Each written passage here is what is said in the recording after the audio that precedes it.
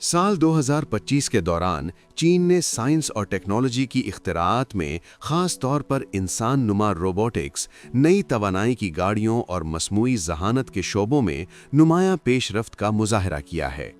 अप्रैल में बीजिंग ने दुनिया की पहली इंसान नुमा रोबोट हाफ मैराथन की मेज़बानी की, जिसमें 20 रोबोटिक्स टीमों ने इंसानी खिलाड़ियों के साथ 21 किलोमीटर से ज़ायद फासले की दौड़ में हिस्सा लिया।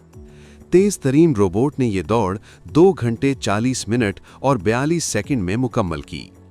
अगस्त में बीजिंग ने पहली आलमी इंसान नुमा रोबोट गेम्स की मेज़बानी की, जिनमें 16 ममालिक की 280 टीमों ने हिस्सा लिया। इस फैसला साजी और मुश्तरका सरगर्मी में इंसान नुमा रोबोट्स ने अपनी सलाहियतों का मुज़ाहरा किया। दिसंबर में चीन की मारूफ रोबोटिक्स कंपनी एजीबोट ने अपना 5000वां बड़े पैमाने पर तैयार किया गया इंसान नुमा रोबोट मुतारिफ कराया, जिसे एम्बॉडिड रोबोटिक्स की बड़े पैमाने पर पैदावार और अमली इस्तेमाल में एक अहम संग मील करार दिया जा रहा है। अगस्त में मुनक्किदा 2025 वर्ल्ड रोबोट कॉन्फ्रेंस के आदादो-शुमार के मुताबिक चीन रोबोट तैयार करने वाला दुनिया का सबसे बड़ा मुल्क बन गया है। साल 2025 के आगाज़ में चीन की नई एआई कंपनी ने अपना ताकतवर और कम लागत वाला आरआई मॉडल मुतारिफ करवा के मस्नूई ज़हानत की दुनिया में तवज्जो हासिल की है।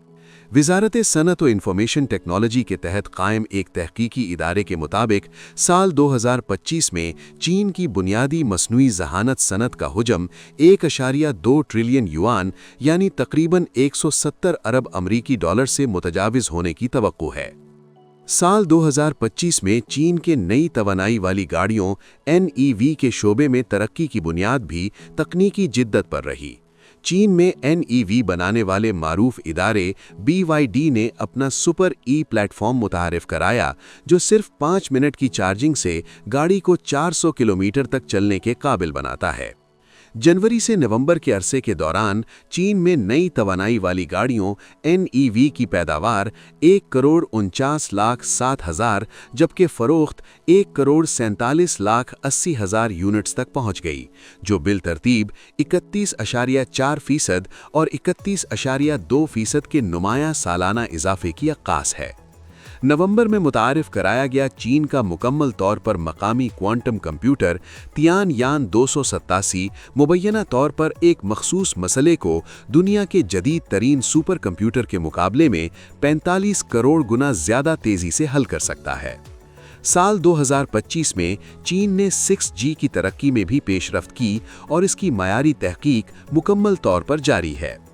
दानिशवराना मलकियत की आलमी तंजीम WIPO के मुताबिक चीन साल 2025 में आलमी इख्तिराआत की दर्जाबंदी में 10वें नंबर पर रहा, जबकि साल 2024 में उसने आलमी पेटेंट फाइलिंग्स में अपनी पहली पोजीशन बरकरार रखी।